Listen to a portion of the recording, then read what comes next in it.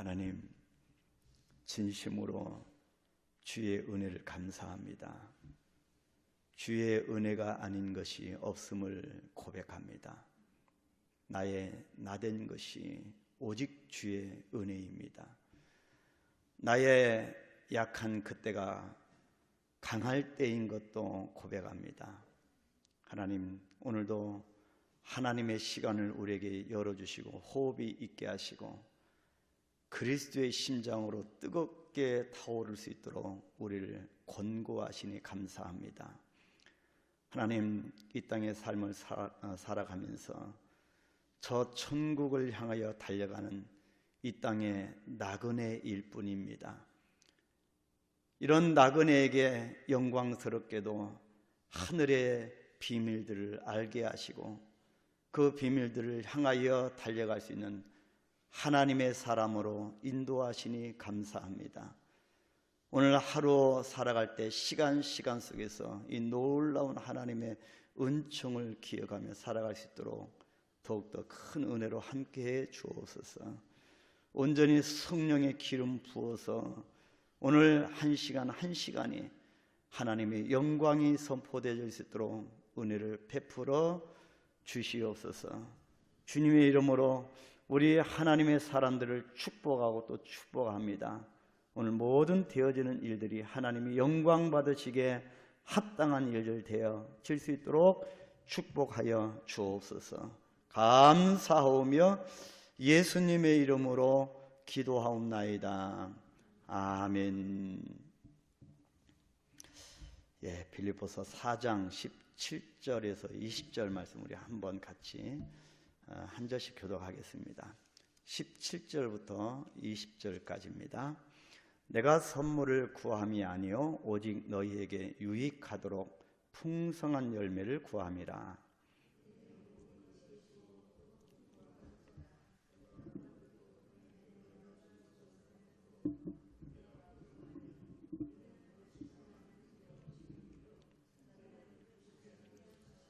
나의 하나님의 그리스도 예수 안에서 영광 가운데 그 풍성한 대로 너희 모든 쓸 것을 채우시리라.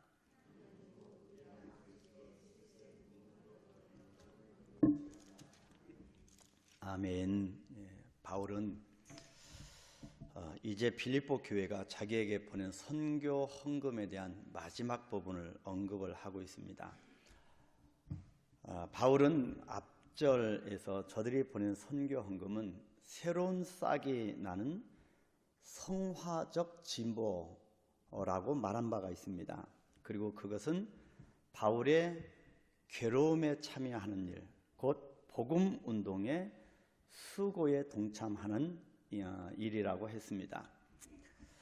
그래서 그러한 연보는 피차 주 안에서 주고받는 영적 그리고 생명적 사랑의 교제라고 했습니다. 그래서 우리가 드려지는 이 헌금이 단순한 의미가 아니다. 단순한 의미가 아닌 것으로 바울은 받고 그렇게 기록을 합니다. 그래서 이런 축복은 바울이 세운 그 많은 선교지 교회들 가운데서 오직 빌립보 교회에만 있었던 축복이었다. 그렇게 기록을 합니다. 이제 바울은 그러한 선교 헌금에 대한 종합적이고 결론적인 말씀을 하고 있습니다. 바로 무엇을 바울이 말하려고 하는가? 첫째로 선교 헌금은 성도들에게 유익한 열매와 같은 풍성한 축복을 담고 있다. 그렇게 말을 합니다. 바로 그 부분 17절인 내가 선물을 구함이 아니요 오직 너희에게 유익하도록 풍성한 열매를 구함이라. 그렇게 말을 합니다. 여기에서 풍성한 열매는 비유적 표현입니다. 바울이 빌립보 교회의 선교 헌금에 대하여 감사한 큰 이유는 단순히 어떤 재정적 지원이나 육체적 만족에 있음이 아니었습니다. 그러한 선교 연보 행위를 통하여서 영적 성장과 그리고 축복의 열매가 풍성하기 위함이라고 한 것입니다. 사실상 주님을 향한 우리의 헌금 생활은 우리의 신앙 성장의 첫 척도를 알려주는 표식이 됩니다. 그래서 오늘날 헌금 설교라든지 헌금을 강조하면 굉장히 시대에 뒤떨어지는 것처럼 치부되는 시대입니다. 그러나 우리의 헌금 생활은 우리의 신앙 성장의 척도입니다. 이러한 헌금을 장차 모든 열매를 거두시는 주님의 재림 때에 그대로 되돌아오는 상급이 될 것이라고 말을 하는 것입니다. 이러한 사실은 마태복음 25장 21절 이하에 나오는 달란트 비유에서 가장 잘 드러내지고 있습니다. 본전, 그렇죠? 5달란트, 2달란트, 이 본전과 또 남긴 이익에다가 게으른 종에게 있었던 것까지 빼앗아 더해주고, 더욱 놀라운 것은 잘하였도다 착하고 충성된 종아 라고 하시는 주님의 칭찬까지 받게 되었다고 하는 것입니다. 말하자면 이 헌금이라고 하는 이 연보는 행위에 따라오는 축복의 투자라고 하는 것입니다. 우리가 구원은 믿음으로 말미암아 거저 받았습니다. 그러나 상급은 다릅니다. 우리의 헌금도 마찬가지입니다. 그래서 이 헌금은 행위에 따른, 우리의 행위에 따라오는 축복의 투자라고 하는 개념이라는 것입니다. 그래서 전도자 바울은 17절에서 빌립보 교인들에게 저들의 연보로 말미암아 오직 너희에게 유익하도록 풍성한 열매를 구함이라, 그렇게 말을 하는 것이지요. 두 번째는 선교 헌금은 하나님을 기쁘시게 하는 향기로운 제물이라, 그렇게 말을 했습니다.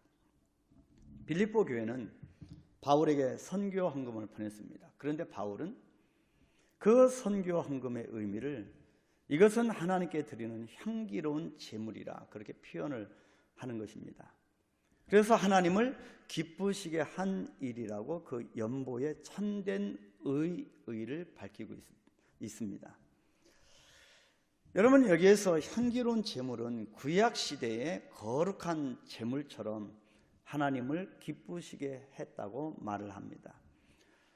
여러분, 우리가 선교하는 것, 또 복음 확장 운동에 동참하는 것, 우리가 헌금하는 것, 단순한 의미가 아니라고 하는 것입니다. 교회가 부흥하기 위해서 선교하는 것은 잘못됐습니다. 그러나 하나님의 명령이 선교이고 이 땅 가운데 전 열방 가운데 복음을 전하는 것입니다. 그 하나님의 말씀을 따라 가다 보면 하나님의 체험의 역사가 있는 것이 하나님 나라의 법칙입니다. 그래서 이 복음 사역에 빌립보 교인들이 헌금한 것을 두고 바울이 이렇게 깊은 의미로 받아들이고 있는 것입니다. 그래서 이 선교 연보 때문에 바울의 복음 전파 사역이 모든 사람에게 생명의 향기가 되었고 복음의 향기가 되었고 사랑의 향기가 되었다, 그렇게 표현을 합니다. 세 번째로는 선교 헌금은 결국 풍성한 삶의 축복의 삶을 채우는 비결이 된다, 그렇게 말을 합니다. 19절 말씀을 보니까 나의 하나님이 그리스도 예수 안에서 영광 가운데 그 풍성한 대로 너희 모든 쓸 것을 채우시리라. 바울의 이러한 미래적 기원입니다. 미래적 기원은 영광스러운 예수님의 재림의 날을 두고 나타내는 맹세적 축복과 같습니다. 이 말의 좁은 의미로는 주님께서 그의 풍성한 영광 가운데서 우리들의 이 세상 물질적 삶을 풍성하게 해주실 것이다. 우리가 이 땅 가운데 살아가는 이 어간 동안 하나님 물질적인 풍성함으로 채워주실 것이다 라고 하는 뜻입니다. 넓은 의미로는 주님이 다시 오시는 재림의 날에 우리의 모든 삶의 끝자락에 우리가 주님 나라 갈 때, 바로 주님이 재림하실 때 상급으로 채워주는 축복을 의미합니다. 분명한 상급이 있다고 하는 것입니다. 우리가 주님의 이 복음 사역을 위하여 헌금하고 이렇게 연보하는 것은 분명히 주님의 재림의 날에 상급으로 되돌아온다, 바로 그런 미래적 축원과 같은 말입니다. 어떤 경우든 헌금은 물질적 축복의 방편임을 가르치는 중대한 진리입니다. 축복의 풍성함이고 축복의 완전함이고 축복의 만족함이고 축복의 영광을 나타내는 것입니다. 그래서 그 축복의 근원은 하나님의 풍성이고 축복의 방법은 주 안에서이고 그리고 축복의 결과는 하나님께 영광을 돌림에 있다고 그렇게 바울이 표현합니다. 바로 그 부분이 20절 말씀입니다. 하나님 곧 우리 아버지께 세세 무궁하도록 영광을 돌릴지어다. 먹든지 마시든지 우리가 살든지 죽든지 오직 하나님의 영광입니다. 그래서 우리가 하나님 앞에 예물을 올려드리는 것, 헌금하는 것, 선교 헌금에 동참하는 것, 바울의 복음 사역에 동참하는 이런 모든 것은 하나님의 영광이라는 것입니다. 바로 하나님의 영광을 위하여 우리가 나아가면 결국에 주님의 재림의 날에 축복으로 우리에게 되갚아 주시겠다라고 하는 것이지요. 이러한 말씀은 물질 축복에 대한 하나님 자신의 경륜이고 약속입니다. 하나님의 약속이, 하나님의 언약은 변개될 수 없습니다. 신실하게 역사를 뛰어넘어서 하나님이 한 번 하신 언약은 반드시 지키시는 분이십니다. 그렇기 때문에 우리는 하나님의 유업으로 받을 상속자인 것입니다. 신구약 성경에 바로 이 부분이 가득 차 있는 진리입니다. 선교 연보를 통하여서 하나님의 복음 사역을 섬기면 하나님께서 우리 모든 쓸 것을 채워주시는 것은 2000년 기독교 역사의 웅변적 증거이기도 합니다. 끊임없이 나타나는 이런 복음 사역에 드러나는 정말 이 동참하는 선교 연보로 동참하든 우리가 그런 헌신으로 동참하든 분명히 하나님께서 2000년 기독교 역사에서 드러내는 그런 축복의 역사가 있다고 하는 것입니다. 그래서 우리는 더 선교에 매진하고 더 물질로 또 우리의 헌신으로 그렇게 매진을 하는 것입니다. 이것이 축복받는 비결이고 하나님의 영광을 드러내는 일이기 때문입니다. 그래서 바울은 빌립보 교회가 보낸 선교 헌금을 기뻐하며 간증을 하고 있습니다. 그것은 새로 싹이 나는 재기라고 했죠. 새로 싹이 나는 재활의 성화운동이라고 표현을 했습니다. 그리스도의 고난에 동참하는 일이라고도 했습니다. 그리고 피차 주고받는 생명의 교제라고 했습니다. 우리 교회는, 하나님의 교회는 이런 생명의 교제가 일어나야 합니다. 그래서 다시 말씀드리지만 본질적인 것을 우리가 두고 대화를 나눠야지 우리가 비본질적인 것으로 하나님의 역사를 쓰러지게만 안 된다. 그래서 하나님 나라를 향하여 나아가야지 사람의 일로 자꾸 하나님의 일을 중지시키면 안 된다라고 하는 겁니다. 그래서 우리가 다시 한번 부름을 받은 우리가 무엇을 해야 하는 것을 깊이 묵상하기를 소원합니다. 그래서 그것은 하나님께 드려지는 향기로운 제물이고 또 하나님을 기쁘시게 한 것이라고 했습니다. 그래서 바울은 20절 말씀을 세세 무궁하도록 영광을 돌릴지어다. 세세 무궁하도록, 세대의 세대까지, 그러니까 이 세대를 뛰어넘어서 세대까지라고 하는 것입니다. 그래서 시 공간을 초월하여서 세대를 초월하여서 오직 하나님께 영광을 돌리라고 하는 뜻입니다. 우리의 삶의 흔적, 우리가 어떻게 살아가느냐, 그 헌신의 조각조각들을 통하여서 하나님이 영광을 받으십니다. 이런 영광을 향하여 우리가 달려가고 묵직하고 정말 큰 걸음을 떼는 그런 저와 여러분이 되기를 바라면서 이 부분을 우리가 깊이 묵상을 해보았습니다. 우리가 기도하면서 이 선교 연보를 사이에 두고 바울과 빌립보 교인들의 이 영적인 이 소통, 이 교통을 바라보면서 하나님, 성경적인 물질관, 이 헌금관 우리가 갖게 하시고 오직 하나님의 영광을 선포하며 나갈 수 있도록 축복해 달라고. 그리고 어제 우리가 말씀을 들었듯이 나의 약한 그때가 강함입니다. 나의 연약함을 고백하시고 나의 죄됨을 고백하시고 부끄러워하지 마시고 나의 연약이 주님의 강함이 온전해지는 그때임을 기억하여서 하나님, 나를 온전히 주님 앞에 내어 맡깁니다.